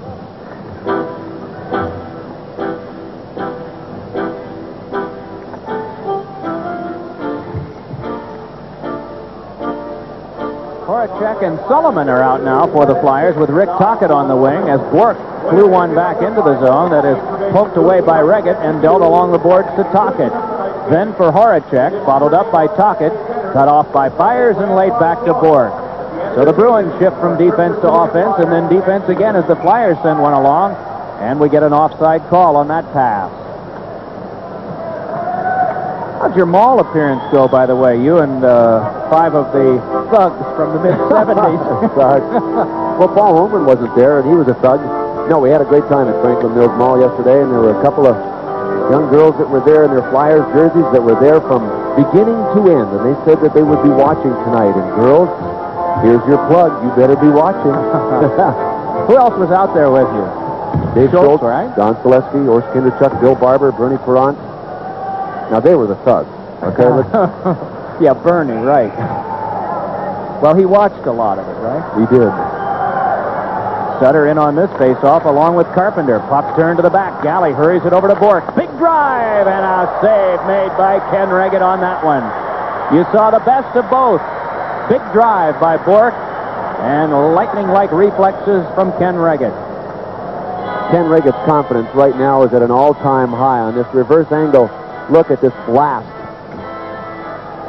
He's got his angle pretty well cut down, but, you know, I didn't realize Ken Reggett had such a good glove hand until about 4 or 5 games ago. Maybe he hadn't been tested that often in a Flyers uniform to the glove side, but Boy, he has shown me a lot of quickness, and he has been able to hang on to a lot of them. I even remarked a few games ago that it's tough with the new style of catching glove, with it's so big and has so much protection, it's tough to hang on to them. Well, Reggett's done a great job of hanging on to them in the last 5 games. That he has. Howe locks up here with Gould. Ron Sutter trying to poke it free. Along it comes to Craven, dumps it back out, and the battles for yardage are almost like in football. They do not come quickly in this game. They come with a lot of grinding. Burridge works it back ahead for Brickley, then on the boards to Gould. Checked there by Kerry Huffman, and Huffman trying to ride him along as Gould wants to get loose. They work it to Brickley. Rising shot to the seats. And it went off Craven, and so the faceoff will remain near Reggett.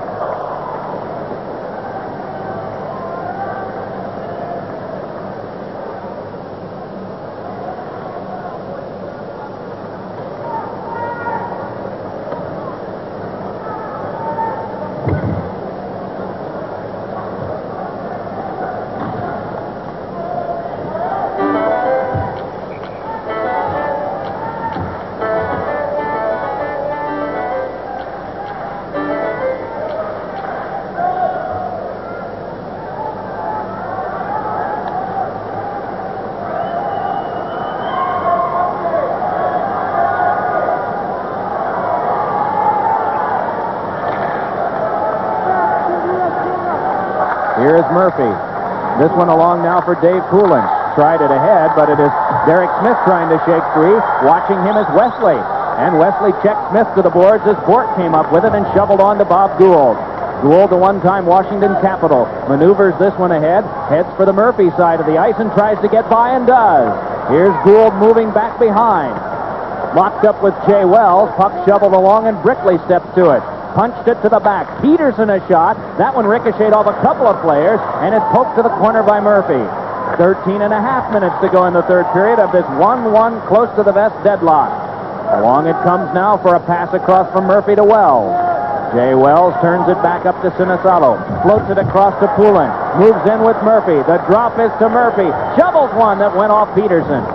Sent along by Poulin to the back to Murphy. Another shot deflected and right in on Moog, who got his pad on it. And trying to seal it up is Bork. It squirts loose and is brought back up ice by Neely. Turn back ahead now for Burridge. What a save that time by Moog as the Flyers saw one drilled that changed directions a couple of times. And Moog got his pad on it. Berube hit by Joyce. Moving ahead is Keith Acton. Gives to Berube. Stuffed the shot, and it is turned aside by Moog. Moving with this one is Sweeney. Starts it back up now to Gary Galley, who wants to slow it down a little bit. Pass seemed to go across 2 lines, but play continues now as Chikrin feeds back on to Mike Bullard. Bullard dumps it around the boards. Moog able to stop it for Don Sweeney. Right back to get him is Berube, but Sweeney pulls away. Lost it to Keith Acton, and the battle continues behind. Sweeney will turn to play it now for the Bruins. 12:15 to go, and the clock continues to run as Chikrin lifts one back in. Delayed offside is wiped as the Flyers clear the zone, and the Bruins take it right out with control. Coming to Ken Lintzman. Moved in, but ahead of him was Joyce, and so play once more is stopped. From behind Andy Moog, the great save that he made on Gord Murphy, it was an absolute screen shot that got deflected right down near his right pad, and then Ray Bork tried to cover up. This ended up not being whistled down. Craig Berube ended up hammering his knuckles enough to force the puck loose. Weimer. Everybody all right back there? Boy, it looks like one fan may have gotten gonged on that one, but seems to be all right. Well, our statistician, Jamie McVicker, has handed me an interesting piece of information. Over the last 9 Flyers games, including tonight, in 530 minutes of play, the Flyers have trailed in only 2 games, in Washington for 12 minutes and 35 seconds and in Hartford for 26 minutes.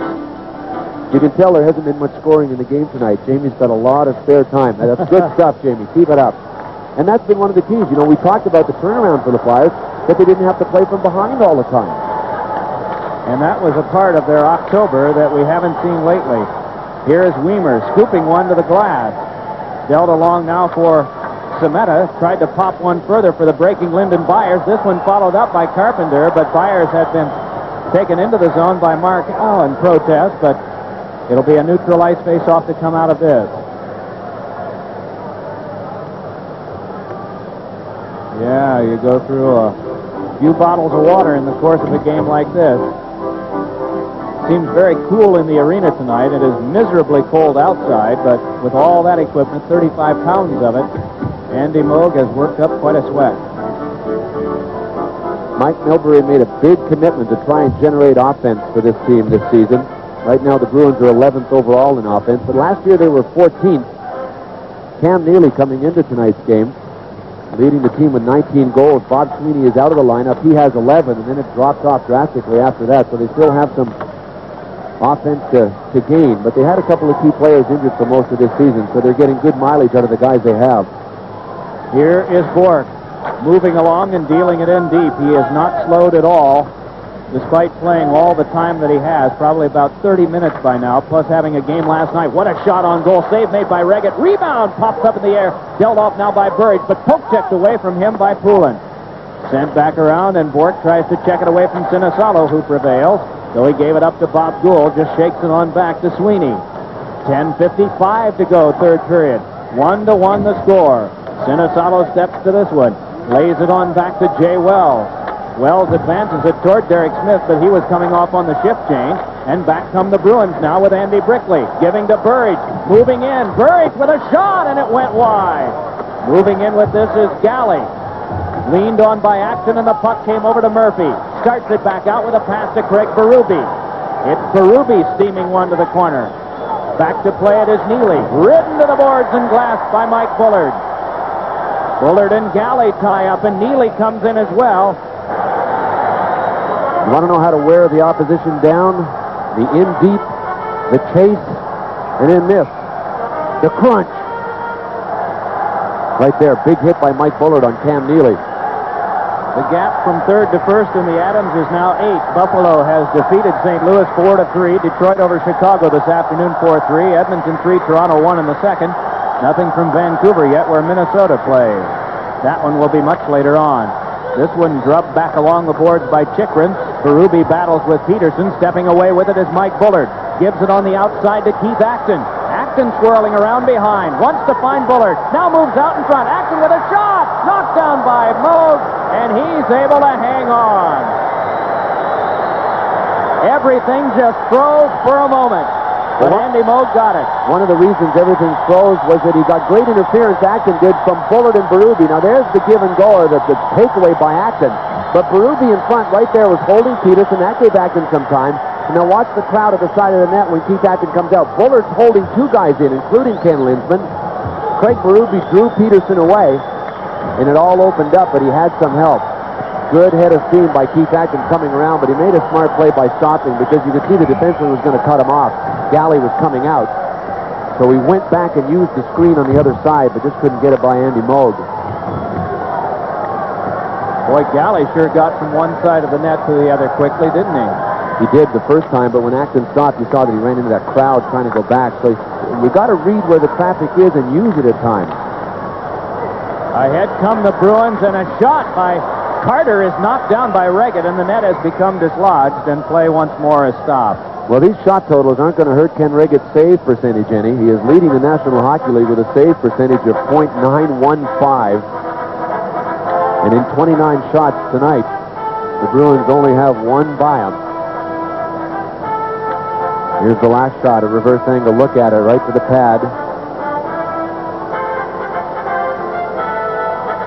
Both goals tonight, deflections. Dave Poulin from Murphy and Randy Burridge from Hawgood. Both in the second period. Ron Sutter wades in for this face-off with Bobby Carpenter. And Howe steps over to get it.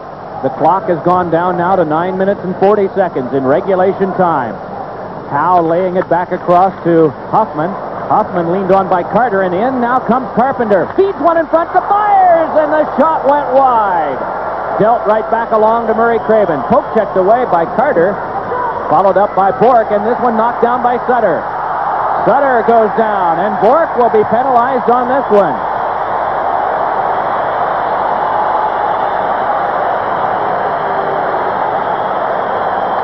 What great pursuit by Ron Sutter. He ended up blocking the pass from Ray Bork, who was just trying to clear it off the boards. And then Bork took a little piece of him. Ron Sutter exaggerated it, made it look real good. Good enough for Dennis Morrell to call. But this is a key penalty right here because not only does it give the Flyers a power play, and there you can see Ron kind of going into the swan dive that really drew the penalty, but not only is it a power play, but the key guy on the ice for the Boston Bruins at any time of the hockey game is now going to be out of the play for 2 minutes, and the Bruins are going to have to kill this one without Ray Bourque. Checking to see who Mike Milbury will send out there. He has Peterson as well as Gary Galley. Burridge and Carpenter will be up front. Boy, just before this play, the Bruins came this close to making it a 2-1 hockey game. A perfect feed to Lyndon Byers. Did that hit the tip of the glove? Gosh, I don't know. I didn't see it. I know one thing. It's hard to one-time a pass that's coming across your body. If Lyndon Byers had been a left-hand shot, he would have had an easier time with it, because when you try to one-time it, very often it slips off the end of your stick, and you don't get quite as much accuracy, and I think that's part of the reason that Byers didn't bury it in the middle of the net. Galley forced off. A 1-1 tie here with 9:15 to go in the third. Flyers swinging on their fifth power play. Tocchet off now to Bullard. Through the legs, trying for Tocchet, but it's punched away by Peterson and brought back up by Burridge for the drop down. Ken Reagan out of his net to get it. Penalty time now down to 1 minute and 32 seconds as it's brought back up by Craven. Worked on the wing for Bullard. Tried to step by Peterson and did. Bullard moving around in front, couldn't center it, and it is cut off now by Burridge and thrown back down. So Mike Bullard with quite a rush there. Wanted to flip one out in front, but couldn't. Murray Craven forced off for the checking of Burridge. It's Terry Kartner bringing it on. Kartner, good skating defenseman for the Flyers, lost it to Gould. Bobby Gould moving in. Hammers one right into Reagan, and Reagan had it up in his pad, lifted it right into his glove and wanted to keep it in play, but the whistle had blown. 1 minute 3 to go on the power play, and 8:23 left in this third period of a 1-all tie. You know, when you're carrying the puck, you want to penetrate the zone so badly, but Terry Kartner skated right into a 1-on-3 situation there, and here's what happened. Bobby Gould had a head of steam. Murray Craven was a little tired, so he wasn't able to cut him off. Ken Reagan, how far out of the net was he? He was 4 feet inside the face-off circle. An old goaltender, I use this as OL apostrophe, Marcel Pelche, who will turn 62 on Wednesday of this week, was saying this morning that of all the goaltenders he has seen in the league, Ken Reagan is on as good a game as anybody has been in recent years. I agree 100%. He is hot. And the Flyers here have called a timeout. 8:23 to go in the third. The game is tied at 1.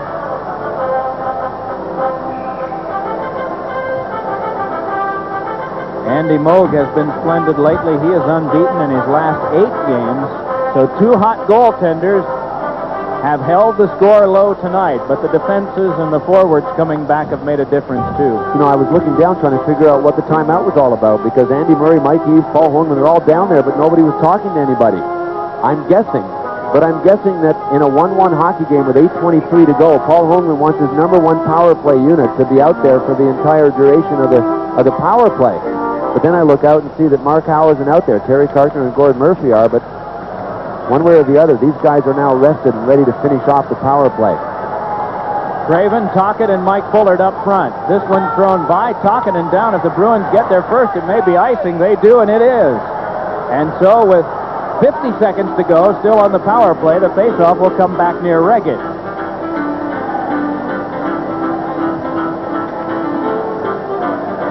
.8:10 left in the third, and the Bruins are going to make a change in personnel too. Emotional guy you mentioned, Mike Milbury, actually went after an organist in the American League with Maine up in Sherbrooke. Organist was playing a tune that he thought was making fun of the nationality of one of his players, and had complained about it in a prior game, and when it happened again, he took matters into his own hands. And went after her. Him. Oh, okay. And Jack Butterfield took matters into his own hands and decided that a fine was necessary. Ahead with this now comes Bullard. Butterfield, the president of that American Hockey League. Mike Bullard turning now, giving it to the back to Murphy. Dove to try and hold it, and then Kartner flipped a backhand that's knocked down. A good keep by Gordon Murphy, but the Bruins eventually able to clear here with 23 seconds to go on the Flyer power play. 7:40 left in the third, 1-1 tie. It's Bullard trying to step through the defense. Can't. Follow-up shot by Craven. It's kicked away by Moog. Craven to the back now to Kartner. Then back over to Murray Craven once more. Just deliberately looks from the outside, shovels one in front. That blocked away by Peterson as Murphy was breaking. And the Bruins bring it back as penalty time now expires to Bork. Moving in with it is Gould. He scores! Bobby Gould on a 2-on-1, and the Bruins have broken the tie. Well, Bobby Gould sure played this one right. Remember the 2-on-1 situation that came across Lyndon Byers' body that he tried to one time and he ended up missing? Well, Bobby Gould not only stopped this, he took his time and he looked and he found that he had more time than he needed. The Flyers got caught in deep. Gordon Murphy had tried to pinch in for a cross-ice seam pass that just didn't happen. And away came the Bruins. Brickley to Bobby Gould. And you know what you may have noticed at the blue line was that Bobby Gould was holding Mike Bullard's stick while Bullard was trying to hold him back. That was something that the officials said they were going to start calling. Well, they didn't call it on that one, and Bob Gould was able to get ahead, and he made no mistake. Scored a huge goal. The Bruins lead 2-1 with 7:10 to go. First goal of the year for Gould. Brickley, the lone assist at 12:43. So the Flyers, for the first time in the game, find themselves behind. Terry Huffman controlling for the Flyers defense, turns it back on to Howe, dumps it back off for Poulin, connects with Sinisalo. Yoka Sinisalo tried to throw it ahead for Derek Smith, but it was broken down on an offside call, and play is stopped. Keith Acton to take the draw with Ken Lintzman. 6:48 to go in the third, and the Boston Bruins lead in the game by a count of 2-1. Kartner and Chicker in the defense, Berube up front on the left wing, and Sinisalo on the right. Bruins control on the face-off, and the tireless Ray Bork just plops one back so that Chikrin goes to get it. Ken Lintzman, the forechecker, has Neely on the right, and across on the left side, it is Joyce. Kartner swings one along that went off a skate and through the play offside, and so again a neutralized face-off to result. Cam Neely without a goal or a point tonight. He is tied for the lead in first goals, second in power play goals. He is third overall in goals scored and second in winners.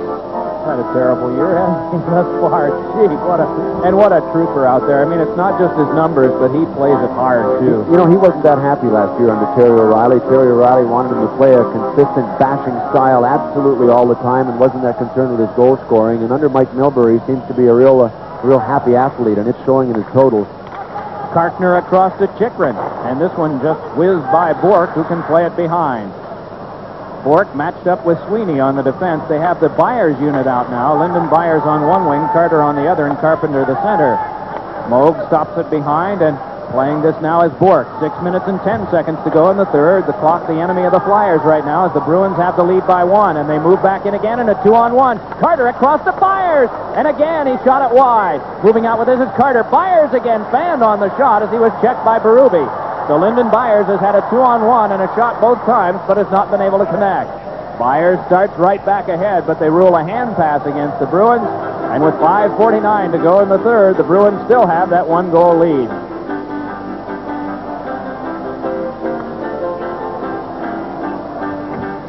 Things are opening up for the Bruins a little bit because the Flyers have to take a couple of chances heading up the other way, and when that happens, these guys in black and yellow are ready to pounce. That time Craig Berube just got enough of Lyndon Byers to throw him off his shot. Looked as though Kartner might have had a reason for Byers to not get much on that initial shot and send it way wide, too. Puck thrown back in deep. Wesley is there to get it. Gave it up to Tocchet, though. Tried to spin one in front. Bouncing puck is guided away by the one-hand work that time of Weimer. Still the battle continues, and Wells tries to jab it loose. Thrown around the glass and flipped further by Moog. To get it, though, is Murphy. Drops it along to Rick Tocchet. Tocchet pivots, sends one across the goal mouth off of Wesley and wide. Bruins started back with 5:20 to go here in the third. It's thrown in deep by Bob Gould. Going back to get it is Wells. Jay Wells goes down. The puck winds up underneath, and so again, play is stopped. Edmonton leading Toronto 4-2 in the second. Buffalo has one, and so also has Detroit.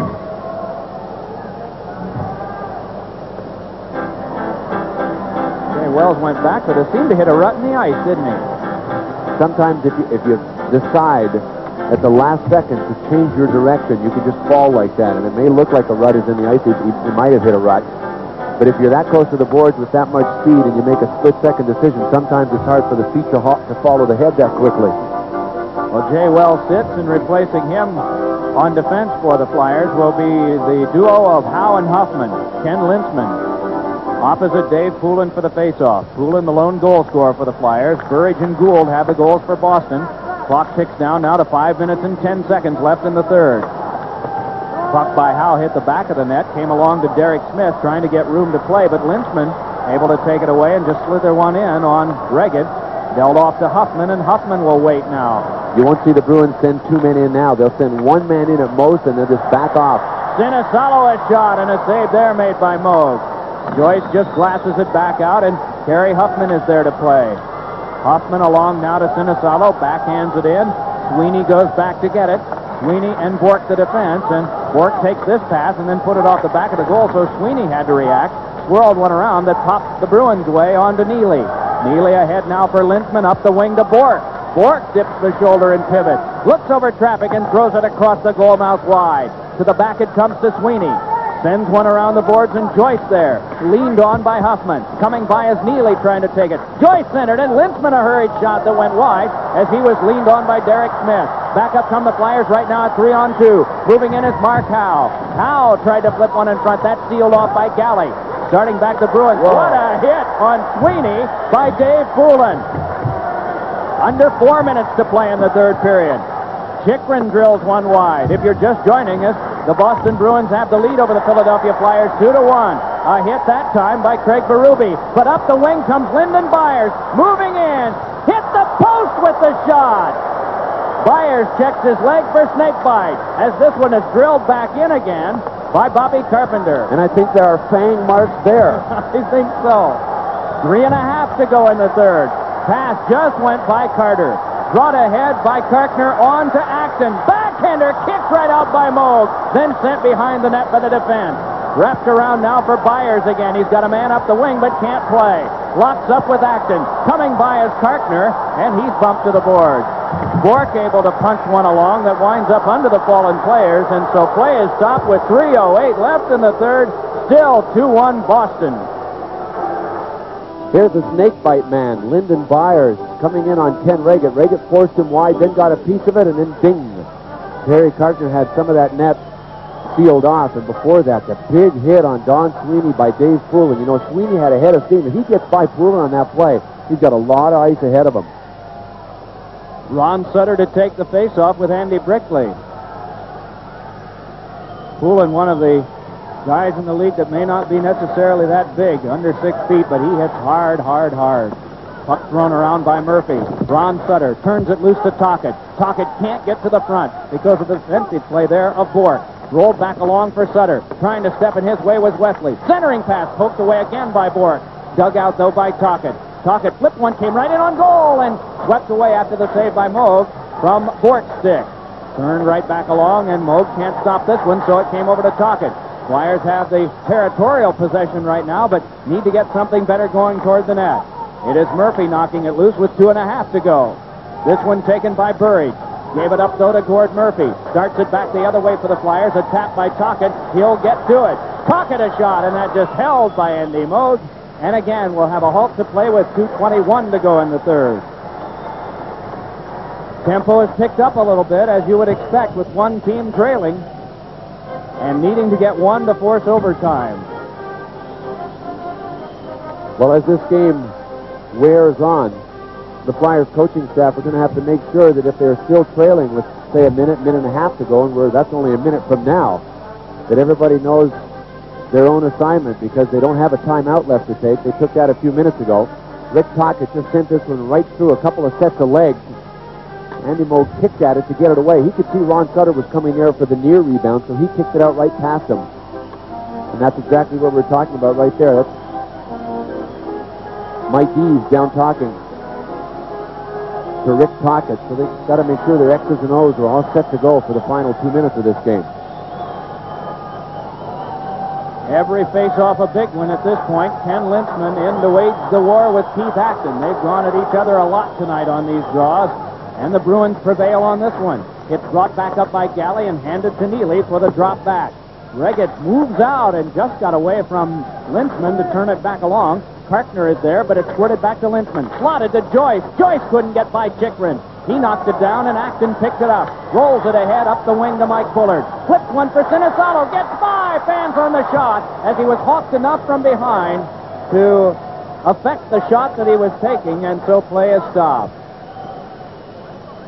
Puck sent out of play, and it'll be a face-off to occur near Moog.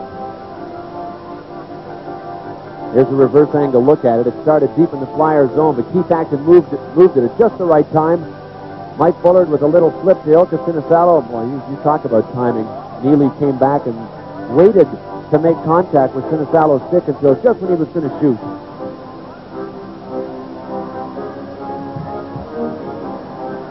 So we see that Cam Neely can play defensive hockey as well. Well, Acton again and Ken Lintzman. Hoffman in back along with Gord Murphy. Sinisalo and Bullard are the wings. 1:56 to go in the third, and the Bruins are leading 2-1. Off the face-off, it's taken by Mike Bullard. Bullard able to circle and then throw one that Moog nearly gave up. The puck popped up in the air out of the glove of Moog, forced away by Bork, but taken by Keith Acton. Dumps it along now for Sinisalo, trying to pull away from Bork, and Bork right on him. Deals it back off to Bullard. Tries to get around. Sent one there that was knocked away by Moog. Bullard once more, hit hard by Ken Lintzman. Lintzman, while falling, tries to play, then controls to his stick and lofts one that plops back to center ice. Heady play there by Ken Lintzman. Hoffman dropped it right back in. It angled on Moog, and we get an offside call against the Flyers, stopping the clock with 1:19 to go in the third. Well, this is where your play along the boards is either going to make it or break it for you. The Flyers had real good pressure. Mike Bullard was part of it. Ilka Sinisalo was part of it, and so was Keith Acton. But the Bruins were able to hang tough. Ken Lintzman made an outstanding play, falling down and getting up and dumping it out. And this is the one that popped up high. The fair catch was called, but Andy Moog ended up dropping it. And now we've got Boston using their timeout with 1:19 to go. And this is a time for Andy Moog to take a breather, but it also gives the Flyers a chance to set up what they want to do offensively. But you got to know the big reason the Bruins took their timeout is so that Ray Bork, number 77, could take a rest. He has been out there just about all of this period since Bob Gould has scored. So in the last 6 or 7 minutes, he has been out there just about all the time. Just taking a look down at the bench now, and yes, he was sitting up on top of the ledge there, catching a bit of a breather.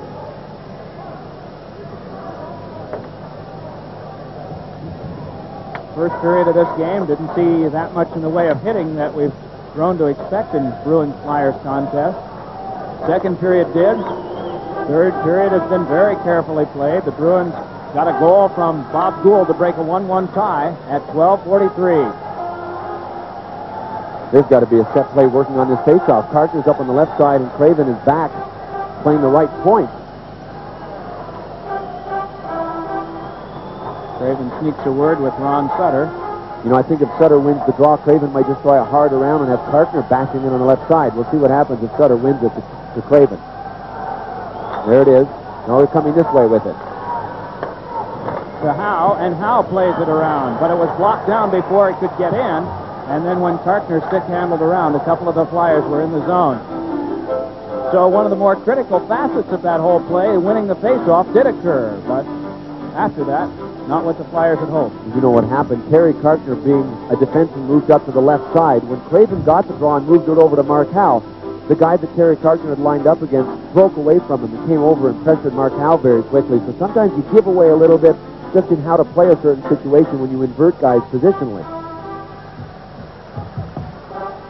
Well, what would you think? Same thing this time? Well, they mix it up a little bit. Ken Reggett has crept out to the hash marks, really beyond that. If the Flyers win this draw, he'll head for the bench. Every Flyer standing now. Paul Holmgren even standing on top of the bench. Bruins win it. And it is shuffled back out by Galley along to Lintzman. Couldn't get through Howe. Reggett flipped one off of Howe, but it is scooped up by Craven. Murray Craven dips behind the bench in the final, rather behind the net in the final minute of play, and headed toward the bench now is Ken Reggett. It is Craven turning away from Burrick, lofting one off the glass that comes back down near Bork. Bork flips it, and it goes out of play, and the face-off will be where the Flyers want it, back in the Bruins zone with 46 seconds. You're right, that's exactly where they wanted. That's not what Ray Bork wanted to do at all, but he was under pressure from Ron Sutter. And when he got it, he tried to bank it off the glass so that it would go high up back into the ice surface in the neutral zone, but he just missed the bank. The puck ended up bouncing over the glass and into the stands, so no time for a timeout. There aren't any left for either team. Terry Carter's still up in the left wing position. You got to figure he's going to be in front jamming away and trying to create some type of screen. Big, strong guy. Rick Tocchet is out there as well. Mike Bullard at center. Ron Sutter on the right side with Craven back and Mark Howe back. Well, it comes down to Ken Lynchman and Mike Bullard for this face-off. One false start. Bullard angry. He's going to be chased out by Pat DiPuzzo, and so that will leave either Sutter or Tocchet. I think Sutter to take it. Yeah, well, the Flyers have all their top face-off guys out there. Dave Furlan's the only one that isn't. Ron Sutter's still there, so is Murray Craven, so there's no shortage of quality guys for them. They're not going to lose much by Bullard being thrown out and Sutter going in. Total concentration on the part of the two centermen. Pat DiPuzzo to drop it. Dennis Morrell holds up play for a moment. Lynchman stick down. Sutter soon to be. Wins it. Back it comes to Craven. Shoots one. Save Moog. Rebound. Another save. Off of Tocchet by Andy Moog. Still the puck loose. Howe pinches trying to keep it alive and does. Howe gets it back over to Tocchet. Sent one in front. Knocked down by Moog. And in all of that traffic, he's able to hang on. Boy, the Flyers got a couple of great chances, but Moog shut the door both times. 31 seconds to go. You're right, Mike. If the Flyers don't tie this one up, it won't be for lack of chances. Ron Sutter went in and ended up winning that draw clean. You saw how much time Murray Craven had once he won the draw. Watch this. Sutter won it back clean, and Craven had all kinds of time. Everybody stayed with their man. Finally, somebody broke through to him. Rick Tocchet got the rebound, so that's 2 shots on Andy Moog. Galley tried to dump it around high on the glass. That's how they're trying their out, but Mark Howe kept it alive. Moved it back into Rick Tocchet.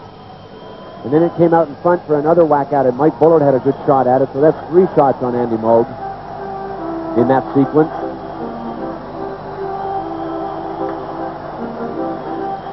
Moog calmly tends his crease as another big face-off about to take place, and Ken Lynchman again will be the guy to take it for the Bruins.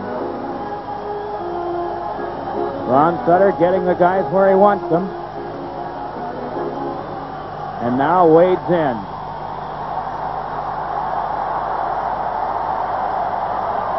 Applause reaches a crescendo. 31 seconds to go. Flyers need 1 to force the overtime. Bruins able to clear it to the corner. Bork sends it around, but it's cut off by Bullard. Has Kirkner in front. It was blocked down by the defense.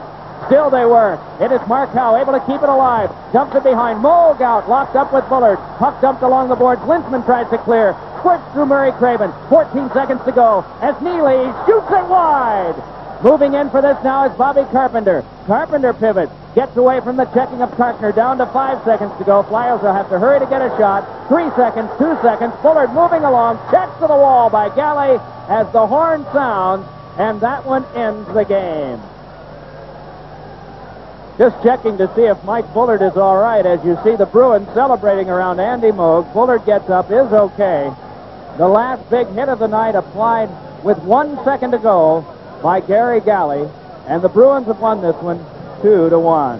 Boy, what a tough struggle from the word go. The Flyers really didn't have a balanced offense in the first period, but they brought that along to a final total of 25 shots.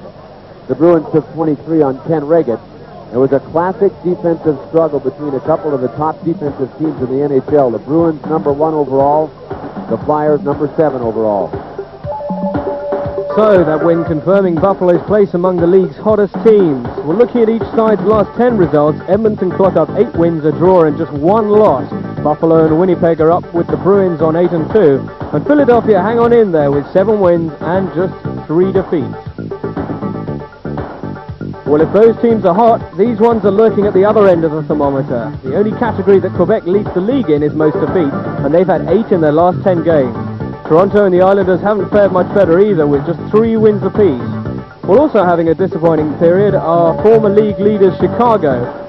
Just outside the 5 worst are last year's Stanley Cup winners, the Calgary Flames. They've just got 2 wins, 5 losses, and 3 draws.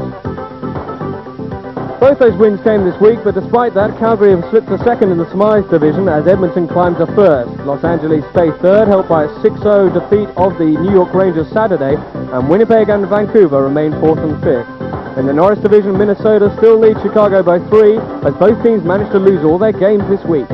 St. Louis have close to 2 points behind the Blackhawks, and 4 behind them in 4th are Toronto. Coming in last so far are the Red Wings of Detroit, who, as we saw earlier, are enjoying a stretch that's surprisingly unsuccessful even for them. Well, over in the Wales Conference, Buffalo lead the Adams division with the biggest points total in the league. Montreal lies second, with Boston now just 2 points behind in third, themselves 7 points ahead of Hartford. The Whalers beat Montreal on Friday, but otherwise had another disappointing week, something which the Quebec Nordiques will probably be more than used to, in 5th place with the lowest points total in the league. Well, finally, the Patriot division sees Philadelphia within 3 of first place Rangers, despite today's loss. New Jersey are heading south on the table, now 7 points off the lead after defeats by Washington and Buffalo this week. They're followed by Pittsburgh, Washington and the Islanders in 4th, 5th and 6th place. No surprises in the leading scorers this week, as the Great One continues to lead the lead in points.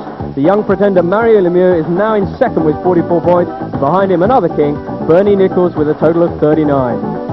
Well, over on the other side of the puck, Montreal's Patrick Roy leads the goaltenders with a save percentage of 91.6 after 8 weeks. Darren Pupper of Buffalo is just behind him with 91.4. John Casey of Minnesota in third with 91.3. And Mike Leard of Hartford in fourth with 90.8. Ken Reggett, who we saw today with the Flyers, is in fifth with 90.8. Well, next week on Eurosport, we'll be with the Adams Division leading Buffalo Sabres as they play host to the Washington Capitals at the Memorial Coliseum. That's the same time next week here on Eurosport. Tonight we'll leave you with a look at some of the brotherly love that abounds in the National Hockey League. But until next week, goodbye from all of us here at Eurosport.